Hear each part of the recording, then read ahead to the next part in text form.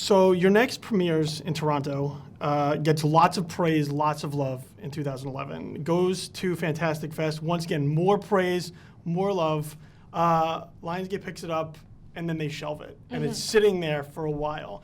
Knowing how good it is and how much buzz is building around it from everybody who sees it, how then apprehensive or restless do you get for when is this thing finally going to get out into the world? More than you can even imagine.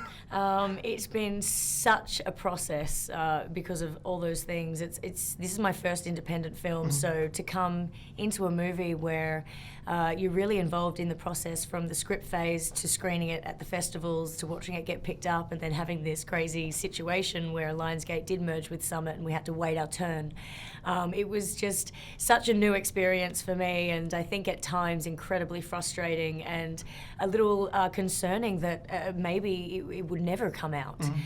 So to finally be here a week away from the release and seeing the effort that has gone into advertising the movie and the love that Lionsgate has shown in supporting the film, it's so overwhelming now, and we're really ready for the world to see it. Well, there's just this great buzz of everybody who sees it seems to then champion it forward, and they're like, you have to see this.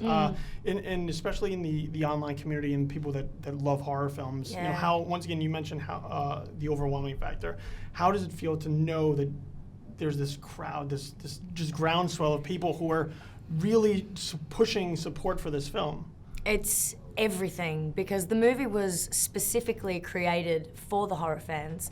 Adam and Simon wanted to put together their first commercial film, and the aim was to get it screened at the Midnight Madness section for that exact crowd, and they are our prime audience. So to see them having come out of that screening and continually all these screenings reacting just exactly in the way that we had hoped is everything.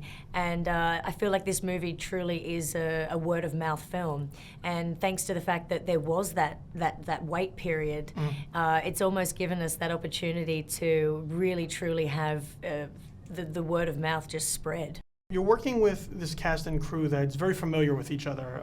You know, Simon and Adam and Joe Swanberg and Ty West, they all seem to support one another and help each other out. How difficult was it to kind of break into this family, I guess, in order to do the work? And did you feel like you were easily accepted into kind of their familiarity? Yeah, I was very accepted, like immediately.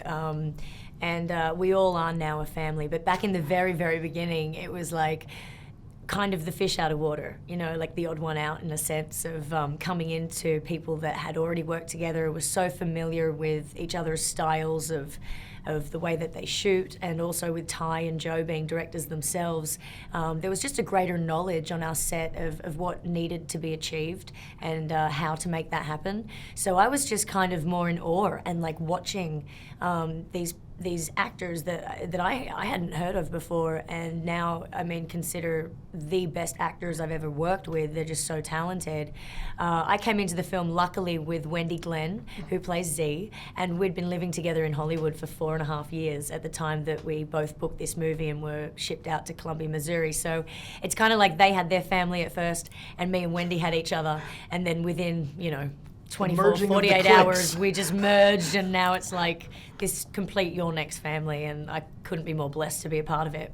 The thing about Your Next that I think really makes it different from other horror films is because it plays with conventions. Here you have this home invasion film that takes a little bit of a turn by having these invaders who kind of bite off more than they can chew. And rather than have this heroine who is kind of forced into the action reluctantly, here's someone who instinctually goes right into it. So, when you're playing with a character like that, knowing that you have certain conventions that you have to adopt and then you have a lot of time to play with it, how much leeway were you given to kind of make the character your own as opposed to what was already on the script? That was the most amazing thing as an actor, to come into a film where it wasn't funded by a studio, so we weren't given criterias of what to meet and what would value a movie successful. We were trying to break all barriers, and in doing that, we were all given our own leeway and input into our characters and development of them, and even down to like the grips. You know, if they had a suggestion, throw it out there and we would happily take it. Whereas usually that would never happen, you know. There's an order on a film set, and it runs sort of down like this. Everybody had an even level playing field on this film, and we were all just trying to create the best product possible. So thanks to Adam and Simon, like, we were absolutely given all the freedom to advance our characters in the way that our personalities could kind of shine through and make that work. And I've just never been a part of a team collaboration like this film, and I think it's testimony to the product. To you, what makes Your Next work? Because there's lots of horror that gets put out there, you know, and Adam and Simon and Ty have an experience doing a lot of horror as it is, but a lot of horror that goes out in the marketplace is just not very good. But this is a film that works. So what, to you, makes this a good horror film that works on what the fans would like to see? I think, you know, Adam and Simon did a ton of research. Like, this is their field. The horror is their world. And they say that they watch movies that they hate, not movies that they love. And they figure out why they didn't like it and why it didn't work. As opposed to watching a film that already worked and was so successful, it's been done. Mm-hmm. So to break through in any genre, you want to be original. And the only way to do that is to do something like it's never been done before. So we were trying to just, I think, tackle the parts of why horror doesn't gel with fans, and you know, obviously a big part of that is the scare factor and creating ways to continually shock the audience. And I think with a blend of reasons, the actors that they chose, I think, were just very smart. They all gave choices that the audience could relate to on any level at any time, and really connect with them. So even when they kind of go in the movie and one by one, you know, they get killed, you have a feeling behind it. If whether you want them to go or you don't want them to go, and the fact that the script just flips itself on its head halfway through the film, people just don't see it coming. And you know, there's so many reasons, but basically all of them put together is what created, I think, a really original product. One more quick question. You did step up 3D, and now you did this. What is more difficult, dance choreography or fight choreography? Dance. Because nothing will ever be as tough as what Step Up 3D was, I'll be honest. We did 5 months to shoot that movie. This was 4 weeks.